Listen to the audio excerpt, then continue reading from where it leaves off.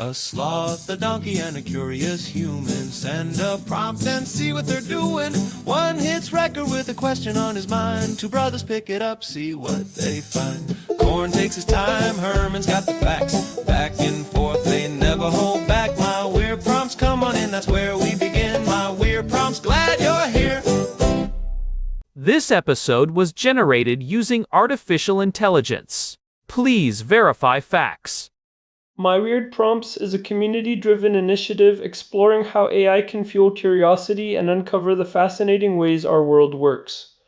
GPU compute for this podcast is generously provided by Modal. Learn more at modal.com. Hey everyone, welcome back to My Weird Prompts.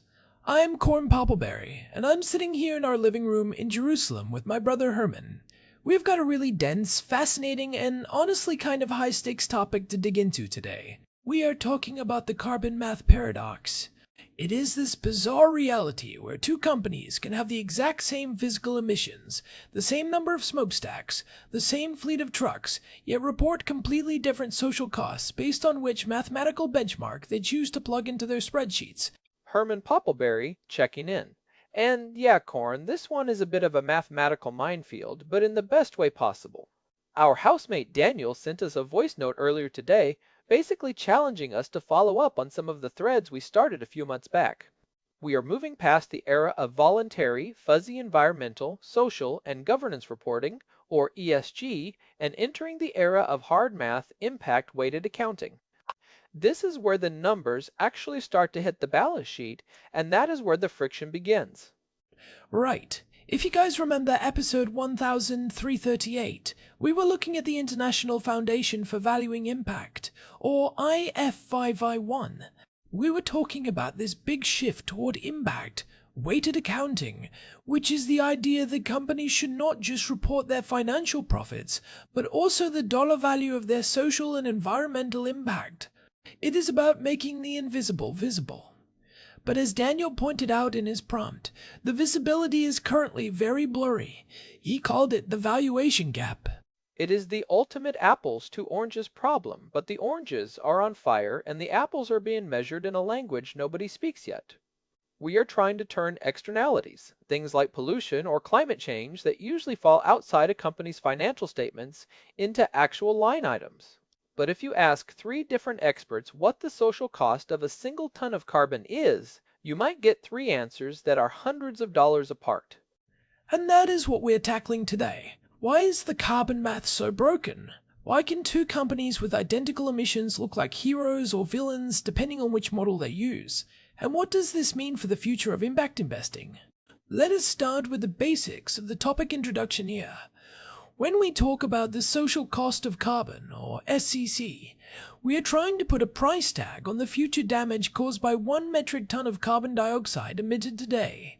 We are talking about lost agricultural productivity, human health impacts from heat waves, property damage from sea level rise, and even the increased energy costs for cooling. Right, and in our previous discussion on the IFV1, we treated this as a foundational metric. But the reality is that there is no gold standard. Even within the United States government, we have seen massive swings.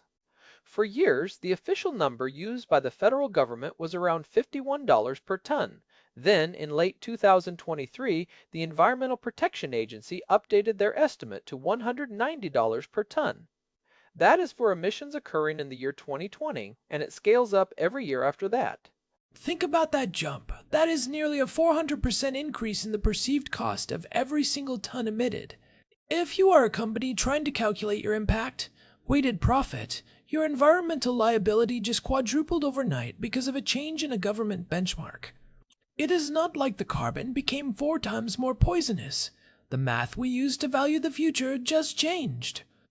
And that is just one benchmark. There are private sector models and academic frameworks that put the number as low as $20 or as high as $400. So, the question Daniel wanted us to answer is, why? If this is based on scientific consensus, why is the variance so gigantic? Well, let us get into the core of that in our first major discussion block. Herman, you have been digging into these models like the DICE model, the FUND model, and the PAGE model. These are the big integrated assessment models researchers use. Why do they disagree so much? It mostly comes down to what we call the discount rate. This is probably the single most important and most debated number in all of climate economics. For the listeners who might not be finance nerds like us, a discount rate is basically how we value future money compared to today's money. In traditional finance, we use it to calculate the present value of future cash flows. Right, because a dollar today is worth more than $1.50 years from now, generally speaking, because you could invest that dollar today and earn interest. But when you apply that to the environment, it gets ethical and political very quickly. If you use a high discount rate, say 5%, you're essentially saying that damages happening in the year 2100 do not matter very much to us today. They get discounted away to almost nothing. If you use a low discount rate, like 2% or even lower, you are saying that the well-being of future generations is almost as important as our economic output today. And that is where the Environmental Protection Agency's big jump came from, right? They moved their central discount rate from 3% down to 2%. Precisely. It sounds like a tiny change. 1%. Who cares, right? But because we are talking about cumulative damages over centuries, that 1% change is exponential. It is the difference between saying a ton of carbon costs $50 and saying it costs $190. The EPA basically decided that we owe it to our grandchildren to value their climate stability much more highly than we previously did. It feels like there is a bit of a scientific consensus fallacy here. People hear science and they think of a laboratory experiment with a clear result. But these models are highly subjective. They rely on the Ramsey rule, which is a formula for determining the discount rate based on things like the pure rate of time preference and the elasticity of marginal utility of consumption. Look at you, Corn, dropping the Ramsey rule. You are right. The models also have to make assumptions about future GDP growth. If we assume the world will be much richer in 100 years, then $1,000 of damage then might not feel as bad as $1,000 of damage now. But if growth slows down, those damages become much more catastrophic. Then you have the climate sensitivity parameter, which is how much the Earth actually warms when you double the concentration of carbon dioxide. Some models assume a 3 degrees Celsius increase, others assume 4 or more. You hit on another sensitive one earlier, which is the damage function. Some models, like the FUND model, actually include benefits of carbon, like increased crop yields in some northern regions or fewer cold-related deaths in the winter. Other models focus entirely on the catastrophic risks and the tipping points, like the melting of the permafrost. So, depending on which model a company or an investor chooses to use for their impact, weighted accounting, they are essentially choosing their own adventure.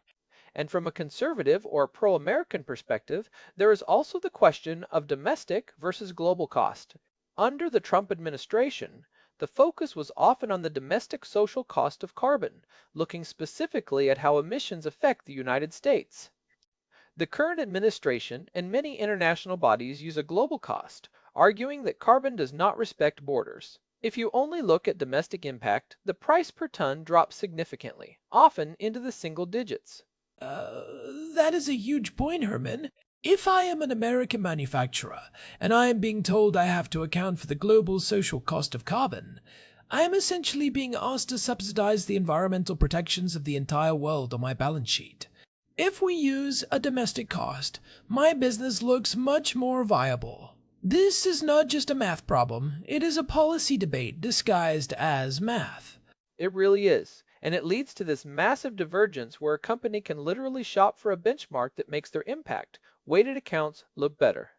But even if we agreed on a single price, say we all agreed it is $100 per ton, we still have the second half of the problem Daniel pointed out, which is the reporting inconsistencies. Oh, the reporting is a nightmare. This is what we call the units of measure crisis. Right now, if you look at a corporate sustainability report, you are seeing a mix of Scope 1, Scope 2, and Scope 3 emissions.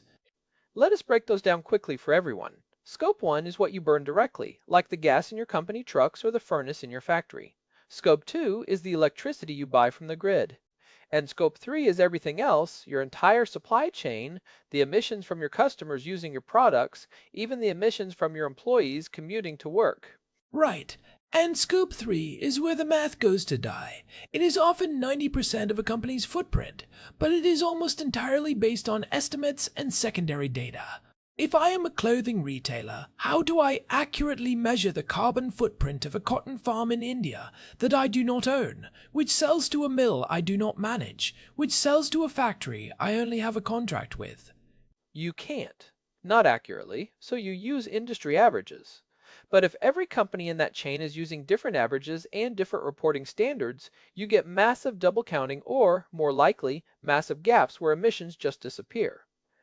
It is like trying to run a global economy where every country has its own version of the meter and the kilogram, and they change the definition every Tuesday.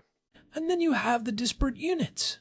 Some industries report in intensity metrics, like carbon per dollar of revenue, or carbon per square foot of office space. Others report in absolute tons. Some talk about carbon dioxide equivalents, or CO2e, which includes methane and nitrous oxide, but the multipliers they use to convert those gases into carbon equivalents are also not standardized. Methane is a great example. Over a 20-year horizon, methane is about 80 times more potent than carbon dioxide, but over a 100-year horizon, it is only about 28 times as potent. If a natural gas company chooses the 100-year multiplier, their impact looks much smaller than if they use the 20-year one. We have these competing standards like the Global Reporting Initiative, or GRI, the Sustainability Accounting Standards Board, or SASB, and now the International Sustainability Standards Board, or ISSB. They're all trying to be the gold standard, but until one actually wins and becomes legally mandated, companies are just picking the one that tells the best story. It makes data normalization for an investor almost impossible. Let us move into the third part of our discussion, which is where we really see the impact of these valuation differences. Daniel asked us to look at how these small differences in benchmarks result in what he called gigantic financial discrepancies. This is where the rubber meets the road for impact, weighted profit. This is my favorite part. Let us run a simulation. Imagine a major global airline. Let us call it Poppleberry Air just for fun. A large airline might emit roughly 10 million metric tons of carbon dioxide in a year. That is a pretty standard figure for a major carrier. Okay, 10 million tons. Now let us apply 3 different benchmarks to that same 10 million tons to see what happens to their impact weighted profit. Right. First, let us use a conservative benchmark, maybe something close to what some private sector models use, around $50 per ton. 10 million times 50 is $500 million. That is a significant hit to their earnings. But for a major airline making $2 billion in net income, it might represent a manageable chunk of their operating profit. They are still in the black, still looking like a viable business. Okay, now let us use the updated Environmental Protection Agency number, $190 per ton. 10 million times 190 is $1.9 billion. Think about that. For most airlines, a $1.9 billion environmental liability would completely wipe out their annual net income. Suddenly, a profitable company on paper becomes a massive net negative for society, according to this accounting method. They are literally destroying more value than they are creating. And what if we go to the high end? Some academic models and European carbon taxes are pushing toward $300 or even $400 per ton to reflect true long-term damage and the cost of carbon removal. At $400 per ton, that same airline has a $4 billion liability. At that point, the company is not just unprofitable, it is effectively insolvent from an impact perspective. Their existence is costing the world $4 billion a year. If an impact investor is looking at that, they aren't just selling the stock, they are treating the company like a stranded asset. This is the gigantic discrepancy Daniel was talking about. The physical reality of the company hasn't changed. They still flew the same planes, used the same fuel, and moved the same number of people. But depending on whether you use a 2% or a 3% discount rate in a climate model, that company is either a successful business or a societal disaster. It also creates a huge incentive for greenwashing, or more accurately, benchmark shopping. If I am the CEO of that airline, I am going to lobby incredibly hard for a higher discount rate or a domestic-only cost model because my compensation and my company's stock price might soon depend on it. It is a total lack of auditability. In traditional accounting, we have GAAP, the generally accepted accounting principles. If I tell you my revenue is $1 billion, an auditor can verify that by looking at bank statements and contracts. But if I tell you my social cost of carbon is $500 million, no auditor can truly verify that because the price of carbon itself is a theoretical construct based on assumptions about the year 2100. And we haven't even touched on the Scope 3 problem in this calculation. If that airline has to account for the carbon cost of manufacturing the planes they buy from Boeing or Airbus, or the carbon cost of their passengers driving to the airport, their 10 million tons could easily jump to 15 or 20 million. Now you are doubling that $4 billion liability. You are looking at an $8 billion hole in the balance sheet. It is a house of cards built on top of a swamp of bad data. We actually touched on some of the financial stakes of this back in episode 513 when we talked about sustainability-linked bonds. There is a $6 trillion market where the interest rates companies pay are tied to these environmental targets. If the targets are based on shifting sands, the entire financial system is at risk. If a company misses a target because the benchmark changed, they might default on their debt. So, where does this leave us? We have established that the math is subjective, the reporting is inconsistent, and the financial implications are massive. Let us try to pull some practical takeaways out of this for our listeners. If you are looking at a corporate sustainability report or an impact-weighted account, what should you actually look for? The first thing I would tell anyone is to ignore the final dollar figure. If a company says, our net impact is plus $50 million, that number is essentially meaningless without context. You have to go straight to the assumptions section, if they even provide one. Right. Look for the social cost of carbon they used. Did they use $50? $190? And did they explain why? If they don't disclose their benchmark, the report is just marketing. A truly transparent company will provide a sensitivity analysis. A sensitivity analysis is key. They should say, look, at a $50 carbon price, we are profitable. At a $200 carbon price, we are not. Here is our plan to reduce emissions so that we are viable even at that higher price. That is real risk management. Most companies aren't doing that yet because they are afraid of the volatility it shows to investors. I think another takeaway is that we need to stop looking for a single scientifically correct price for carbon. It doesn't exist. It is a value judgment. As a society, we have to decide how much we value the future versus the present. As an investor, you have to decide which side of that bed you want to be on. If you believe the EPA is right about the 2% discount rate, then you should be divesting from almost every high-carbon industry right now. And look at the units. If a company is reporting their progress in terms of carbon intensity, like emissions per unit of product, that can be a bit of a shell game. They could be getting more efficient but still increasing their total emissions because they are growing so fast.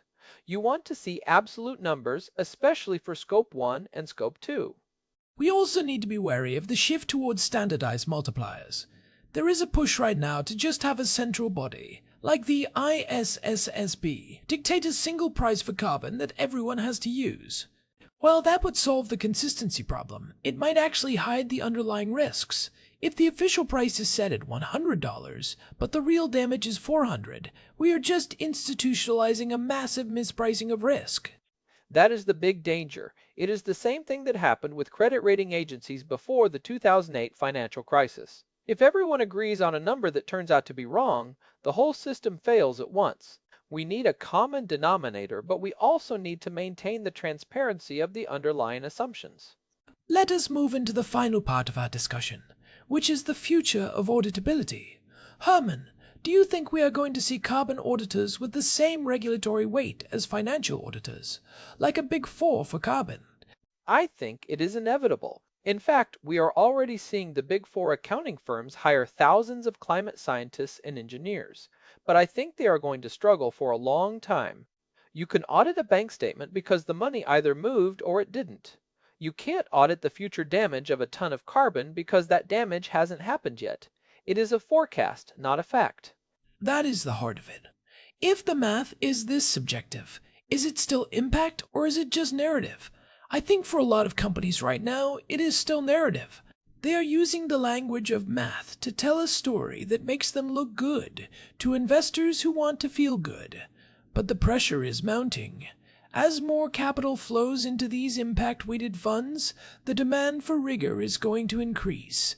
We might see a world where companies have two sets of books, their financial books and their impact books, and both are equally important to their valuation. Imagine a stock ticker that shows two prices, the financial price and the impact, adjusted price. That would change the way everyone invests. It is a brave new world for the Poppleberry brothers, that is for sure. I am not sure I want to be the one signing off on those impact balance sheets. The liability for an auditor who gets the carbon math wrong could be astronomical. No way. I will stick to reading the papers and complaining about the discount rates. It is much safer. But seriously, the takeaway for our listeners is that we are in the middle of a massive transition. We are trying to build a new operating system for capitalism, and right now, the code is full of bugs. Well, I think we have covered a lot of ground here. We went from the technicalities of the DICE model to the existential crisis of a major airline. Daniel, hopefully that answers your question about the valuation gap. It is a gap that might never truly close because it is based on how we value human life and future generations, but at least now we can see how deep it really is. Yeah, and if you guys enjoyed this deep dive, you should definitely check out episode 1338 for the background on the IFVI and episode 439 where we talked about the rules of impact investing more broadly. And hey, if you're finding these discussions helpful, or even if you just like listening to two brothers talk about carbon math in Jerusalem, we would really appreciate it if you could leave us a review on your podcast app or on Spotify. It genuinely helps the show reach more people who are interested in these weird prompts. It really does. And remember, you can find all our past episodes and our RSS feed at myweirdprompts.com. If you want to get notified as soon as a new episode drops, search for My Weird Prompts on Telegram and join our channel there. We're also on Spotify, obviously, so make sure you hit that follow button. We have got a lot more coming your way. We are nearly at 1,400 episodes, which is just wild to think about. It is a lot of talking, Corn. A lot of talking. And a lot of listening. Thanks to all of you for being part of this journey with us. We will be back soon with another prompt. Until then, keep an eye on those discount rates. They matter more than you think. This has been My Weird Prompts. See you next time. So, Corn, I was actually thinking about the airline example again. Do you think we should have mentioned the SAF credits? Sustainable aviation fuel. We could have, but that is a whole other rabbit hole of reporting inconsistencies. Some companies count the carbon reduction at the point of production, others at the point of combustion. It is another unit of measure crisis waiting to happen. Fair enough. Let us go get some coffee. Sounds good. Bye, everyone. Bye. You know, I was just reading that the Environmental Protection Agency is actually considering another update to the social cost of methane specifically. Oh, don't even get me started on methane. The global warming potential of methane over a 20-year horizon versus a 100-year horizon is one of the most contentious numbers in the whole field. If you are a natural gas company, whether you use the 20-year or the 100-year multiplier is the difference between being a transition fuel and being a climate bomb. It is another one of those multipliers that can completely change a company's footprint. It just goes back to what we were saying about value judgments. There is no mathematical way to say which time horizon is correct. It depends on whether you are trying to prevent a short-term tipping point or manage long-term warming. Right, and most corporate reporting just picks one, usually the 100-year one because it is the industry standard and they don't even explain the trade-offs. It flattens the complexity in a way that can be really misleading. It is why I always say, look for the footnotes. The truth is always in the footnotes, or in the assumptions section that nobody reads. Well, we read them, Herman. That is why we are here. That is why we are the Poppleberry Brothers. All right, now let us actually go get that coffee. I think my brain is officially at its carbon capacity for the day. Agreed. Let us head out. I wonder what Daniel is going to send us next. Probably something about quantum computing or the history of salt. I would take salt. Salt is much easier to count than carbon. You say that now. But wait until we get into the social cost of sodium and its impact on global healthcare systems. Oh, please no. Let us go. Thanks again for listening, everyone. We really do appreciate you spending your time with us. It means a lot to have such a dedicated audience for these deep dives. Yeah, we see the numbers growing, and it is really encouraging. We will keep digging as long as you keep listening. This has been episode 1300 aft of My Weird Prompts. We will see you in the next one. Take care, everyone. One last thing, Ermin. Did you see that new paper on the impact of cloud feedback on climate sensitivity? The one from the group in Zurich. Yeah, it suggests that the climate might be even more sensitive than the EPA's model assumes, which would mean the $190 price is actually a lowball estimate. We could be looking at a true cost of over $500 if those feedback loops are as strong as they think. The math never stops.